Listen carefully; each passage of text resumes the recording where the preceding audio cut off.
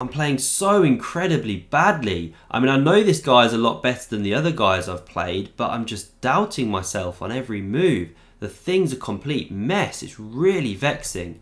That was how Magnus opened up this game, game 10. He's really getting frustrated now. He's rattled. He's just lost with the white pieces against Alireza Firouzja. He lost on time, but the position was bad. What is going on with the world champion? He's now 5-4 down in the match, trying to strike back. There's a 16-year-old kid beating him in a blitz match. What is going on? Well, he has to come back here. So Alireza kicks off with pawn to e4. As a reminder, this is the Banter Blitz Cup Final 2020, April 15th. Magnus Carlsen versus Alireza Firouzja, greatest blitz match of all time. So Magnus goes for an Alekhine again. We had e5, the knight comes in here, and we actually go down a line which they already played in the last Alekhine they played.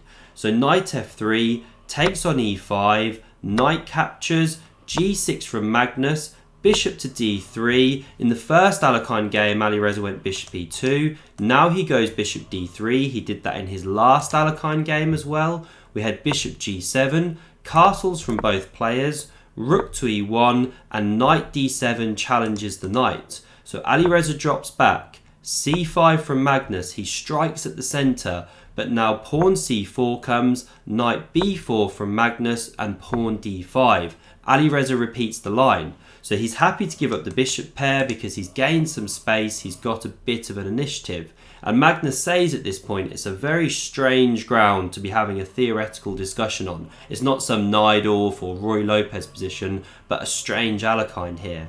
So again we had chops on d3, the queen recaptures, pawn b5 starts to undermine this pawn here. We had captures, knight b6 from Magnus immediately targets the pawn, knight c3 defends, bishop b7, renewing the threat here, and now bishop g5 from Alireza. Again, a really nice probing move. This is exactly the line they played in the last game. He's looking at the e7 pawn here along with the rook. And Magnus once again takes on d5 here, and you could recapture here. Alireza goes with knight to a4. He played this in their last game, but Magnus is now the first one to deviate. So in that game, he went rook to c8, defending the pawn. We had bishop takes on e7. The game went on. But here, instead of rook c8, Magnus goes knight to b6. And again, he was annoyed with himself. Oh, I'm just missing knight takes on c5. I mean, Alireza swaps the queens first. The rook's recaptured. Now he took on c5. Magnus took here. And now he was grumbling that he was missing bishop takes on e7. So he played rook d5, hitting both of these pieces. And actually, bishop takes on e7 isn't forced. You can go knight e4 to hold the bishop, but bishop takes on e7 was played instead, holding this knight here. And black is 2 pawns down now, but Magnus does get one back. He takes on b2. The rook comes to b1. Bishop a3 attacks this knight for a second time, and so it hops into a6 here, looking to come into c7. Now these bishops came off the board, the rook recaptured, and the knight comes to f5, jumps away from the fork, also hits this f3 pawn.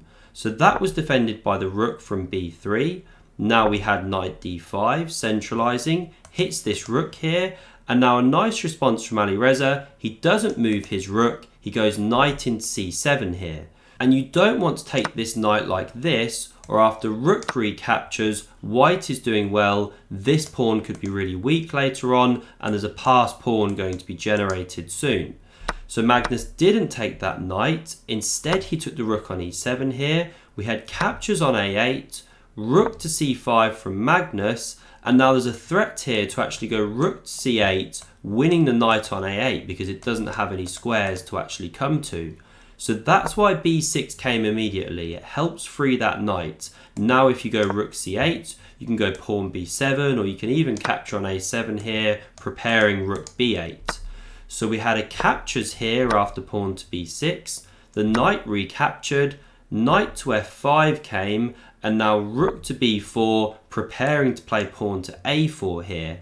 And although white is the pawn up, it's tricky for white to actually make progress. So we had rook c3 from Magnus. Yes, he hits this pawn, but more importantly, he prepares to go rook to a3, coming behind the passed pawn. And that's why Alireza went pawn to a4 immediately. Now if you take on f3, pawn a5 is good, rook a3, rook a4. You block the attack of that rook, and white is a bit better here. It's not necessarily winning, but it becomes a whole lot trickier to hold the draw. So we didn't have takes on f3. Magnus went rook a3 instead. The knight now came back to c4, hitting the rook, rook a2. And now Alireza basically offers a draw here. He went knight to e3. Magnus captured that one. The pawn recaptured. But here, Magnus inexplicably fell off his chair, disconnected, and lost the game. No, I'm joking. They went on to agree a draw in this position. We had a couple more moves here. One of the players offered. This was a draw. I hope you enjoyed the game. To watch the whole playlist, click here, and I hope to see you again for tomorrow's video. Thanks for watching. See you soon.